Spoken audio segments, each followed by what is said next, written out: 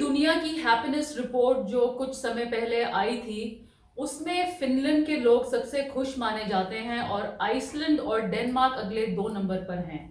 Israel number 9 पर और Canada, America और यूके 15, 16, 17 नंबर पर आए।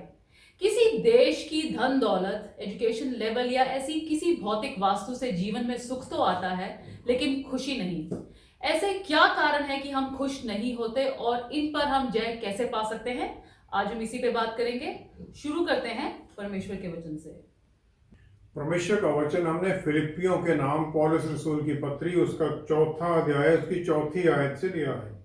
यहाँ इस प्रकार लिखा है, प्रभु में सदा आनंदित रहो। मैं फिर कहता हूँ, आनंदित रहो। तुम्हारी कोमलता सब मनुष्यों पर प्रकट हो। प्रभु निकट है। किसी भी बात की चिंता मत करो, परंतु हर एक बात में तुम्हारे निवेदन, प्रार्थना और विनती के द्वारा धन्यवाद के साथ परमेश्वर के सम्मुख उपस्थित किए जाएं। तब परमेश्वर की शांति जो सारी समझ से परे है तुम्हारे हृदय और तुम्हारे विचारों को मसीह यीशु में सुरक्षित रखेगी। इसलिए हे भाइयों, जो जो बातें सत्य हैं और जो जो बातें आदरणीय हैं और जो जो बातें उचित हैं और जो जो बातें पवित्र हैं और जो जो बातें सुहावनी हैं और जो जो बातें मन भावनी हैं, अर्थात जो भी सद्गुण और प्रशंसा की बातें हैं, उन पर ध्यान लगाया करो। जो बातें तुमने मुझसे सीखी और ग्रहण की और सुनी और मुझ में देखी, उन्हीं का पालन किया करो। तो परमेश्वर जो शांति का सोता है तुम्हारे साथ रहेगा। परमेश्वर के वचन को पढ़े और सुने जाने से आशीष हो। आमीन। किसी भी देश के लोगों का दूसरों से अधिक खुश होने का क्या कारण है और क्या इसमें धन दौलत का भी कोई हाथ है?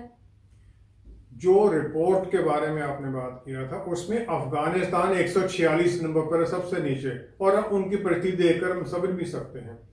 इजरायली जो कि इतनी तकलीफों में हैं, वो 9वें नंबर पर है, कनाडा और अमेरिका से ऊपर है। तो जुलाई 4, 1776 की जो डिक्लेरेशन ऑफ इंडिपेंडेंस था अमेरिका का, उसमें 3 कंपोनेंट हैं। पहला है अनअलाइनेबल राइट, जीवन का, लिबर्टी का और परस्यूट ऑफ हैप्पीनेस। ये 3 राइट देते हैं वो, और उनका ये मानना है ये राइट परमेश्वर ने दिए हैं इंसानों को, और गवर्नमेंट को इन तीनों राइट्स को प्रोटेक्ट करना है। और ये उनका मानना है कि जो खुशी है उसे हमने उसको ढूंढना, उसके पीछे लगना, वो हमने ढूंढनी है। हैप्पीनेस के बारे में एक और आइडिया है, वो ये है कि ये इतनी जल्दी मिलती नहीं है। हो सकता है कोई किसी इसी प्रकार किसी तरह आप स्टम्बल पॉन किसी तरह पा लें आप। दूसरी तरफ जो यहूदी लोगों का विश्वास है वो ये है कि हैप्पीनेस या खुशी एक चॉइस है अपने जीवन में जो हम करते हैं, एक एटीट्यूड है जीवन का जो हम कोशिश अपने आप में डिसाइड कर लेते हैं मैंने ये करना है। और इसको कोई ये नहीं कि आपने कहीं आपको मिल गया कहीं से। जो 3 फेस्टिवल बताए गए थे यहोवा परमेश्वर ने यहूदियों के लिए कि वो यरूशलेम में इकट्ठे होंगे, वो सब इसीलिए था कि सब एक दूसरे से मिलेंगे, आनंदित होंगे, आराधना करेंगे और सेलिब्रेशन करेंगे। फिलिपियों की पुस्तक 4वां अध्याय 4थी आयत में पौलुस रसूल का यही विश्वासियों के लिए एडवाइस है। वो कहते हैं, प्रभु में सदा आनंदित रहो। मैं फिर कहता हूं, आनंदित रहो। ये रिपीट करके एम्फेसाइज करते हैं। जो पौलुस रसूल की जितनी पत्रियां हैं, स्पेशली इसके अंदर 15 बार उन्होंने आनंद के बारे में कहा है। चार्ल्स स्पर्जन जो कि महान प्रचारक थे इंग्लैंड में, उन्होंने कहा कि जो बहुत खुश रहते हैं, जो खास तौर पर जो परमेश्वर में खुश रहते हैं, वो कभी किसी से कोई जान ना तो किसी को नाराज होते हैं किसी से, ना किसी को नाराज करते हैं, वो बने रहते हैं एक दूसरे के साथ। हो ऐसे लोगों का जो मन है वो ऊंची चीजों के ऊपर इतना ज्यादा केंद्रित रहता है कि जो धरती की ये चीजें उन्हें आसानी से परेशान नहीं करती हैं। और ये एक एटीट्यूड पॉजिटिव थिंकिंग के बारे में नहीं है कि पॉजिटिव सोचोगे तो होगा, नहीं। ये परमेश्वर में विश्वास के अंदर है कि वो टोटल कंट्रोल में है, ऑलमाइटी है, कंट्रोल है उनका, और फिर हम उनमें आनंद बनाते हैं। और ये कोई सजेशन नहीं है, ये विश्वासियों के लिए कमांड है, आनंदित रहो। खुशी आती है जब हम अपना ध्यान केंद्रित करते हैं जो हमें आशीषें मिली हुई हैं अपने जीवन में। हालांकि चैलेंज हैं, परेशानियां हैं, लेकिन आशीषें कितनी हैं। पहला थिस्सलुनीयों 5वां अध्याय 16 से 18वीं आयत में यही कमांड वहां भी पौलुस रसूल कहते हैं। वो कहते हैं सदा आनंदित रहो, निरंतर प्रार्थना में लगे रहो, हर बात में धन्यवाद करो, क्योंकि तुम्हारे लिए मसीह यीशु में परमेश्वर की यही इच्छा है। यही इच्छा है प्रभु यीशु में पिता परमेश्वर की। आनंदित रहो और प्रार्थना करते रहो। और जो परमेश्वर से प्यार करते हैं, जो उनके चुने हुए लोग हैं, उनका जीवन इसी प्रकार फिर उनके प्यार से भर जाता है। जब हम ये देखने लग जाते हैं कि हमारे पास कितना कुछ मिला हुआ है, तो हम उसके बारे में खुश होते हैं। और फिर कई कारण मिल जाते हैं हमें खुशी मनाने के।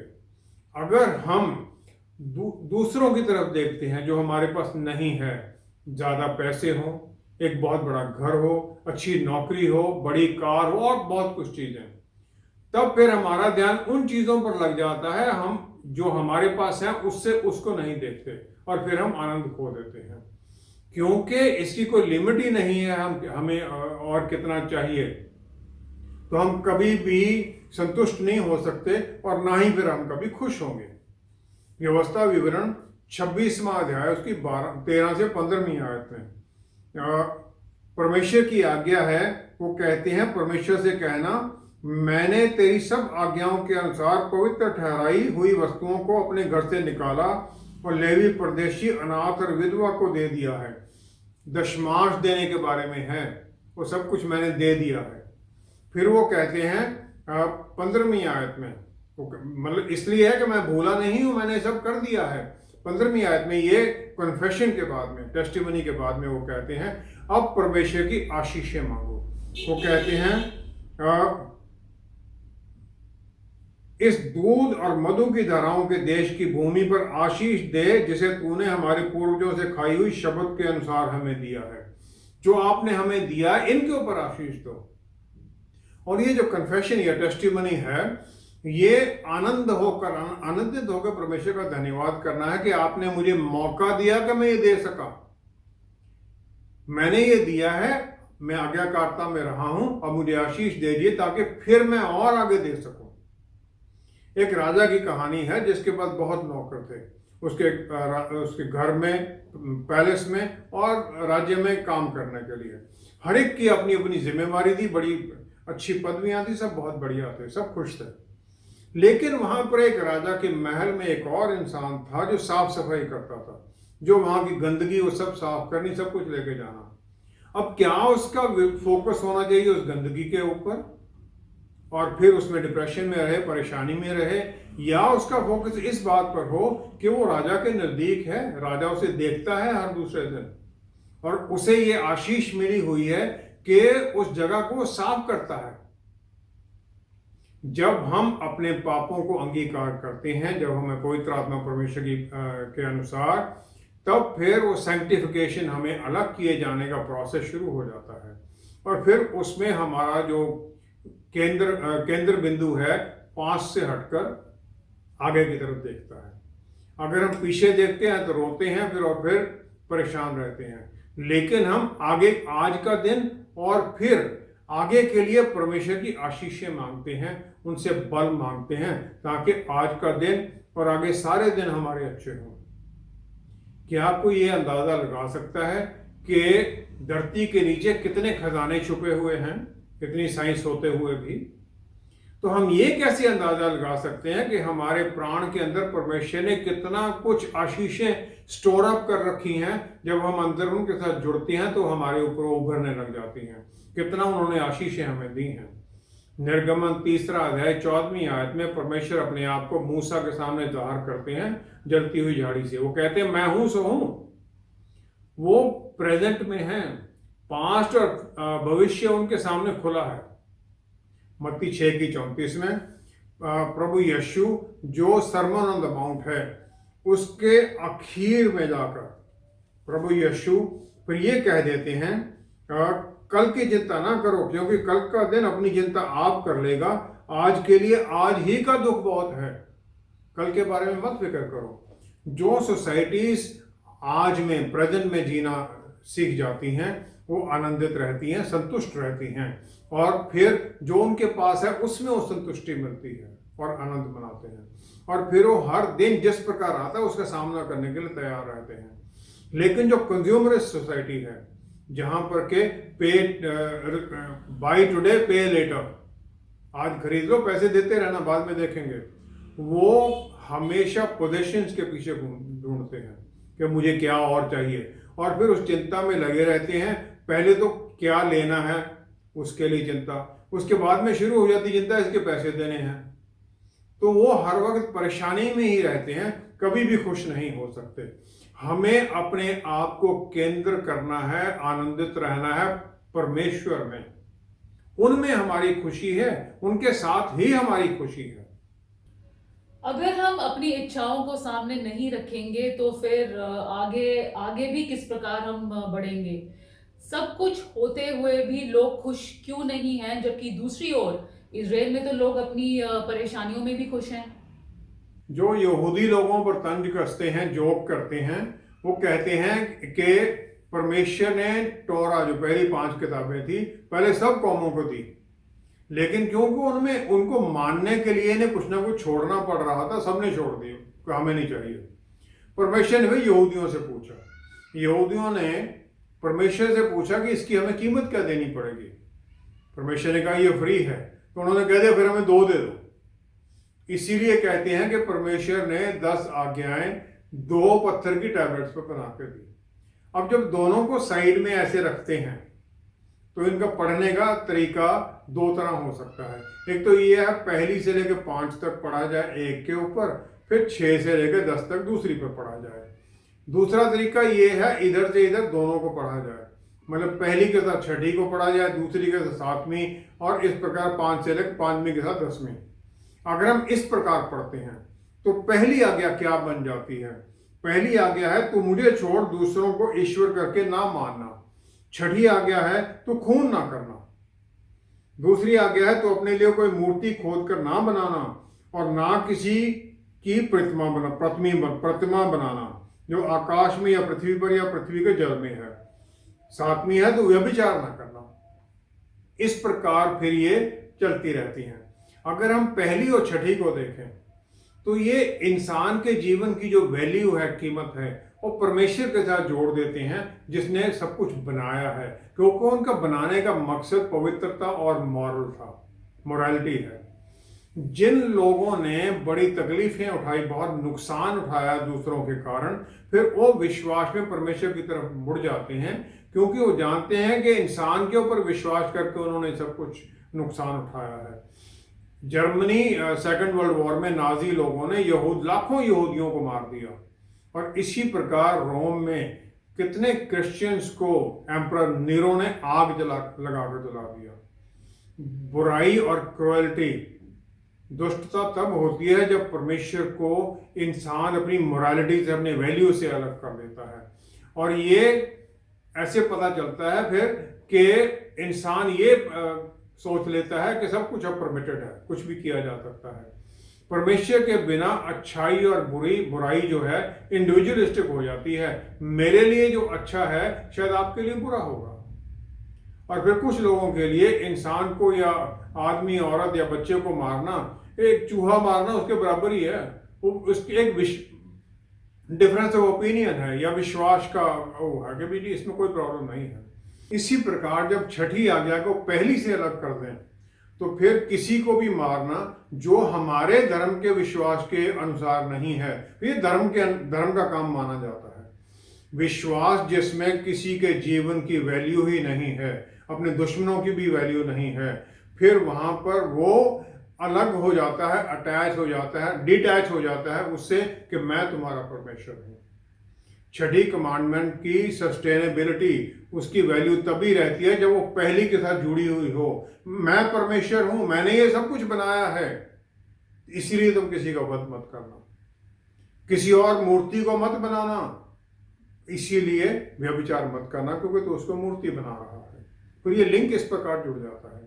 लूका 23 की 34वीं आयत में प्रभु यीशु ने पिता परमेश्वर से उन लोगों के लिए क्षमा देने की प्रार्थना कर दी कि वो नहीं जानते कि ये क्या कर रहे हैं, क्योंकि वो उनकी पहचान परमेश्वर के साथ जोड़ लेते हैं, उनकी क्रिएशन के साथ जोड़ लेते हैं। मत्ती 22 में 36 से 40वीं आयत तक। और इसी प्रकार हम उन दो महान आज्ञाओं को जो प्रभु यीशु ने बताई उन्हें समझते हैं। फिर वो कहते हैं जो परमेश्वर ने आज्ञा दी, अपने परमेश्वर को प्यार करो और अपने पड़ोसी को भी प्यार करो, उसी प्रकार जैसे अपने आप को प्यार करते हो। फिर इस प्रकार हम समझते हैं कि उसी परमेश्वर ने, जिसने मेरे पड़ोसी को सब कुछ दिया है, मुझे भी दे सकता है, और मुझे जो उनकी आशीषें मिली हुई हैं इसके द्वारा मुझे दूसरों की भलाई करनी है, क्योंकि मैं इनका केयर टेकर ही हूँ, संस्थापक हूँ मैं इनका। मत्ती 6:12 में जो हम क्षमा मांगते हैं परमेश्वर से अपने पापों की या अपने डेट्स की, अपराधों की, उसमें वो ऐसा हो जाता है कि जो शैतान से छुटकारा हमें मिलना है उसका जो डेट है हम नहीं पे कर सकते।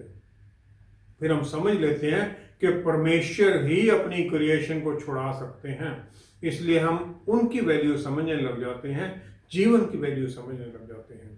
फिर हम परमेश्वर के प्यार को समझने लग जाते हैं जो उनके पुत्र के द्वारा जाहिर होता है, पुत्र जो हमारे लिए कुर्बान हो जाता है, क्योंकि परमेश्वर को किसी एक दुष्ट के मरने में भी आनंद नहीं है, यही वचन कहता है। और वो चाहते हैं कि हर इंसान उनकी तरफ जुड़ जाए। सबोपदेशक 3 12वीं आयत में फिर सुलेमान ये कह देता है कि मैंने जान लिया है कि मनुष्यों के लिए आनंद करने और जीवन भर भलाई करने के सिवा और कुछ भी अच्छा नहीं है। फिर वो समझ जाता है कि अच्छा करना ही अच्छा है। फिलिपियों के पुस्तक 4:12-13 आयत में पौलुस रसूल ने बहुत दुख सहे वचन पहुंचाने के लिए। यहूदियों ने उन्हें परेशान किया, जो अविश्वासी जेंटाइल्स थे उन्होंने भी उन्हें तंग किया, रोमियों ने उन्हें जेल में डाला, मारपीट सबने की, लेकिन फिर भी वो कहते हैं कि आनंदित रहो, अपने परमेश्वर में आनंदित रहो। फिर वो कहते हैं आनंदित रहो क्योंकि प्रभु यीशु में मैं सब कुछ कर सकता हूं। वो बल पाते हैं प्रभु यीशु के द्वारा। 12वीं-13वीं आयत में वो ये कह देते हैं वो मुझे समर्थ देते हैं और उनमें मैं सब कुछ कर सकता हूं। वैल्यू जीवन की, मेरे जीवन की वैल्यू परमेश्वर में ही हो सकती है, और ये विश्वास है कि थोड़ा और कुछ मिल जाएगा फिर मैं कुछ आनंद मनाऊंगा। और इस प्रकार हमारा जो सोर्स है आनंद का वो इस दुनिया का हो जाता है, और जो हमारा स्पिरिट है, सोल जो हमारे भीतर है, जो ये प्राण है, वो प्राण शरीर के साथ जुड़ जाता है, मटेरियल चीज़ों के साथ जुड़ जाता है, आत्मा के साथ हट जाता है। और फिर ये कंफर्ट जो है, जो ये साइंस और टेक्नोलॉजी से हम मिले हैं, ये हमारे जीवन को आसान तो बना सकते हैं लेकिन आनंद नहीं दे सकते।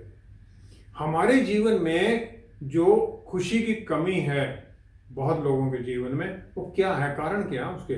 पहला तो ये है कि हम दूसरों के साथ कंपेयर करने लग जाते हैं। यिर्मयाह नबी की पुस्तक 1:5 आयत में परमेश्वर कहते हैं कि मैं तुम्हें माता के गर्भ में डालने से पहले से जानता हूं। वो परमेश्वर ने सब कुछ जानते हैं, वो देखते हैं, उन्होंने सब कुछ तय किया हुआ है। तो भजन संहिता 139 की 16वीं आयत में राजा दाऊद ये पहचान लेता है, फिर वो कह देता है तेरी आंखों ने मेरे बेडौल तत्व को देखा और मेरे सब अंग जो दिन दिन बनते जाते थे वे रचे जाने से पहले तेरी पुस्तक में लिखे हुए थे। मेरे दिन जो हैं वो आपकी पुस्तक में पहले ही लिख दिए गए थे, सब कुछ उन्होंने पहले ही निर्धारित कर दिया है। परमेश्वर ने हर एक इंसान को एक परिवार में डाला क्योंकि उनकी प्लान है, वहां पर उसके लिए प्लान है, और उनके एक्सीडेंट नहीं था। और जब हम अपनी सिचुएशन को दूसरों के साथ कंपेयर करने लग जाते हैं तो फिर हम अपना आनंद जो है वो दूसरों की तरफ देखने लग जाते हैं, और फिर ये नहीं देखते कि उनको तकलीफें कितनी चल रही, उनके जीवन में क्या चल रहा है, हमें पता नहीं है। मेरे जीवन की यात्रा अलग है, मेरी बेटी के जीवन की अलग है, सबकी अलग अलग है। और परमेश्वर ने मुझे कुछ स्ट्रेंथ दिए हैं, कुछ शक्तियां दी हैं कि मैं अपने जीवन को ठीक तरीके से चलाऊं, उसे कुछ अलग दिया गया है। और मुझे अपनी जो स्ट्रेंथ है उन पर फोकस करना है, तो वो मल्टीप्लाई होती हैं। जब हम कमजोरियों पर फोकस करते हैं तो वो मल्टीप्लाई हो जाती हैं और फिर हम परेशानी में चले जाते हैं। दूसरा है हमारे जीवन का नजरिया क्या है। जब हम कमजोरियों पर चलने लग जाते हैं तो हम शिकायत करने वाले बन जाते हैं और फिर हमारा फोकस ही हो जाता है पाना क्या है, अगली अगली चीज क्या आनी, मुझे क्या चाहिए, और फिर ये लगातार चलता ही रहता है। फिर हम धन्यवाद करने के एटीट्यूड में नहीं रहते, फिर हम डाउट करने लग जाते हैं कि परमेश्वर क्या मुझे कुछ देखना भी चाहते हैं। एक स्टोरी है, एक इंसान परमेश्वर के भवन में जा रहा था दोपहर को प्रार्थना के लिए। धूप बहुत थी। जब जा रहा था उसके पास से एक घोड़े के ऊपर से एक इंसान निकला। उसने कंप्लेन की परमेश्वर से, कितना देखो ये आनंद से जा रहा, मुझे पैदल जाना पड़ रहा है। लेकिन जब वो परमेश्वर के भवन में पहुंचा तो वहां एक इंसान था जिसकी टांगे नहीं थी, वो पहुंचा हुआ था और वो धन्यवाद कर रहा था ऊंची आवाज से परमेश्वर के, कितने धन्य हैं आप कि आपने ये जगह हमें दी कि हम आ सके, अपनी आपकी आराधना कर सके, आपका धन्यवाद कर सके। ये एटीट्यूड है। तीसरा है प्लेइंग सेफ, कि कुछ हो जाए, भाई रिस्क नहीं लेना है। जो 60 साल की उम्र में से ऊपर चले जाते हैं उनके मन में यही रिग्रेट रहता है कि अगर मैंने उस समय ये कर लिया होता तो मेरा ये सब काम हो जाना था। प्रेरितों की पुस्तक 4 अध्याय 19 से 21 आयत में लाइस्ट्रा में यहूदी लोग जो पौलुस रसूल की अपोजिशन में थे, उन्होंने एक भीड़ को उकसा दिया। उन्होंने उन्हें पत्थर मारे और उन्हें मृतक जानकर शहर से बाहर निकालकर फेंक दिया। 20वीं आयत में हम देखते हैं जब चेले उनके चारों तरफ इकट्ठे हुए, वो उठे और शहर में वापस चल दिए, कपड़े झाड़े अपना चल दिए वापस वही काम करने के लिए। दूसरा कुरिन्थियों 11वां अध्याय 25 से 28वीं आयत में पौलुस रसूल को जिसे चुना गया था परमेश्वर के द्वारा कि उसने कितनी तकलीफें सहनी हैं, वो अपनी सब तकलीफों को वहां लिख देते हैं। वो मिनिस्ट्री के द्वारा उन्होंने क्या क्या सह लिया। फिलिपियों की पुस्तक 2 अध्याय 17वीं आयत में वो कहते हैं, यदि मुझे तुम्हारे विश्वास रूपी बलिदान और सेवा के साथ अपना लहू भी बहाना पड़े तो भी मैं आनंदित हूं और तुम सबके साथ आनंद करता हूं। मैं खुश हूं। Like a drink offering I am being poured out. Drink offering main offering के साथ चलती थी। इसमें प्रभु यीशु मेन ऑफरिंग है, मेन कुर्बानी उन्होंने दी है। जो दुख उठाते हैं उनके साथ फिर वो ड्रिंक ऑफरिंग जो पुराने नियम में मेन के साथ वो दिया जाता था, हम सब वो बन जाते हैं। हमारे जीवन में बढ़ोतरी कैसे होगी जब हम जो परमेश्वर ने हमारे लिए रास्ता चुना है हम उस पर चलना ही नहीं चाहते। बहुत लोग वेट करते रहते हैं कि सही समय होगा तब मैं चलूंगा, वो समय कभी भी नहीं आता है। सही समय अभी है, इसी समय। चौथा है गलत ट्रेजर ढूंढना। भजन संहिता 37 की 4 आयत में राजा दाऊद जो कि यशे का सबसे छोटा पुत्र है, उससे वो बुलाया नहीं जाता शमूएल के सामने, नबी के सामने, और फिर वो क्या कह देता है, वो कहता है 4 आयत में, यहोवा को अपने सुख का मूल जान और वह तेरे मनोरथों को पूरा करेगा। परमेश्वर पर फोकस रख, तेरे कामों को वो करेगा। वो इजराइल का राजा बन जाता है और गोलियत से लड़ता है। उसने कोई अपने मन में ये नहीं डाला कि मैंने करना ही जाके ये, वो विश्वास में आगे बढ़ता है। उसका सिंगुलर एम यही है कि मैंने परमेश्वर की महिमा करनी है। पहला शमूएल 17 अध्याय 45वीं आयत में वो कह देता है उस दैत्य से, मैं तेरे सामने परमेश्वर जो सेनाओं का यहोवा उसके नाम में आता हूं जिसको तूने ललकारा है। उसका आनंद परमेश्वर में है और फिर वो गोलियत को अनचैलेंज नहीं छोड़ सकता है। वो कहता नहीं, मेरा जीवन कुछ नहीं, परमेश्वर का नाम ऊंचा होना चाहिए। पहला इतिहास 28वां अध्याय 2-3 आयत में दाऊद ने जितने लीडर थे उन्हें बुलाया। फिर वो कहता है, मेरे मन में था कि परमेश्वर के वाचा का संदूक और उसके लिए घर बनाऊं, लेकिन मुझे परमेश्वर ने रोक दिया। उन्होंने कहा कि तू युद्ध करने वाला इंसान है, तूने बहुत लहू बहाया, तू नहीं बनाएगा। क्या इससे वो डिस्करेज हो जाता है? नहीं। 11वीं आयत में लिखा है, जो प्लान उसे परमेश्वर से मिली थी पवित्र आत्मा द्वारा, वो सब सोलोमन को अपने बेटे को देते हुए तू बना। एक यहूदी सोने से पहले परमेश्वर का धन्यवाद करता है आज के दिन की आशीषों के लिए, और फिर अपना प्राण उनकी कस्टडी में दे देता है जब तक कि मैं सवेरे उठता हूं। लूका की 23वां अध्याय 46वीं आयत में प्रभु यीशु की जो आखिरी प्रेयर है क्रॉस के ऊपर, वो यही है, पिता मैं अपना मैं अपनी आत्मा आपके हाथों में दे देता हूँ, फिर अपना सांस छोड़ देते हैं। मैं अभी सोने जा रहा हूँ 3 दिन के लिए, अपना प्राण मैं आपको दे देता हूँ। फिर एक यहूदी जब सो के उठता है तो वो अपना बिस्तर छोड़ने से पहले एक प्रेयर करता है जिसे मोडियानी कहते हैं। वो मोडियानी क्या है कि मैं आपका धन्यवाद करता हूँ ऐ परमेश्वर जिंदा खुदा कि आपने दया की और मेरा प्राण मुझे वापस दे दिया है। आपकी फेथफुलनेस इज ग्रेट। यूहन्ना 20:17 में जो पहले शब्द हैं प्रभु यीशु के जी उठने के बाद, मेरी मैगलीन को वो कहते हैं, मैं अपने पिता और तुम्हारे पिता के पास जाता हूं। मेरा परमेश्वर और तुम्हारा परमेश्वर, अपने आप को हमारे साथ वो जोड़ लेते हैं। परमेश्वर के पुत्र को सबसे पहले परमेश्वर के पास, पिता के पास जाना है उसका धन्यवाद करने के लिए कि सब मिशन पूरा हो गया है, तब वो किसी और से जुड़ सकते हैं। इतनी तकलीफ सब कुछ होने के बावजूद जो यहूदी हैं वो अपना आनंद, जो सिमचा उनका जो आनंद है, वो परमेश्वर में ढूंढते हैं, उसके ऊपर निर्भर रहते हैं और हर जगह पर जहां पर भी हैं। यही निर्भरता है कि वो हर जगह पर आनंदित हो सकते हैं। यही हमें पौलुस रसूल कहते हैं, सदा आनंदित रहो, परमेश्वर में आनंदित रहो।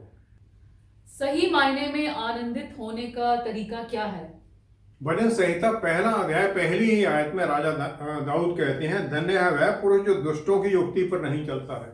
लेकिन यहाँ पर इब्रानी भाषा का शब्द बराक जिसका मतलब है धन्य वो नहीं है।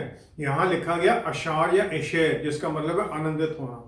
इसका मतलब है आनंदित और खुश वो है जो दुष्टों की युक्ति पर नहीं चलता है। इसका मतलब जब हम सही दिशा में चलते हैं तब हम आनंदित होते हैं। तो जो सुलेमान राजा है वो नीति वचन 15 की 13वीं आयत में कह देता है कि मन आनंदित होने से मुख पर भी प्रसन्नता छा जाती है, परंतु मन के दुख से आत्मा निराश होती है। अगर हम स्माइलिंग रहते हैं तो दूसरे भी एनकरेज होते हैं, हमारी स्ट्रेस कम होती है, इम्यूनिटी ठीक होती है और हमारा जीवन भी बढ़ता है। बच्चे एनकरेज होते हैं, घर में भी माहौल ठीक रहता है। लेकिन क्या परमेश्वर हमें खुश देखना चाहते हैं? मत्ती 5:3 से 12वीं आयत तक जो पहाड़ी संदेश है उसमें जहां ब्लेसेड जो धन्य शब्द है वो मैकारियोस इस्तेमाल किया गया, ग्रीक भाषा का शब्द जिसका मतलब है खुश, आनंदित, धन्य और टू बी एनविड जिसको लोग डाह करें। इसका मतलब एक विश्वासी एक डाह करने वाली परिस्थिति में है, आशीषित परिस्थिति में है। सबोपदेशक 2 अध्याय 26वीं आयत में सुलेमान राजा कहता है, जो मनुष्य परमेश्वर की दृष्टि में अच्छा है उसको वह बुद्धि और ज्ञान और आनंद देता है। जो परमेश्वर की दृष्टि में अच्छा है, क्या हम उसकी दृष्टि में अच्छे हैं? क्या हम आज्ञाकारिता में चलते हैं? जब हम उनकी हजूरी में बने रहते हैं तो आज्ञाकारिता सब कुछ अच्छा ही होता है। हम उनकी उनकी वचन के अनुसार चलने लग जाते हैं, हमारी इच्छाएं उन पर केंद्रित होने लग जाती हैं और फिर हम खुशी में ही चलते हैं। आइए हम प्रार्थना करें। पिता परमेश्वर, धन्यवाद है आपका। पवित्र आत्मा परमेश्वर, हमें आपने टीचर हमारे भीतर दिए हैं जो हमें हर तरह के रास्ता दिखाते हैं।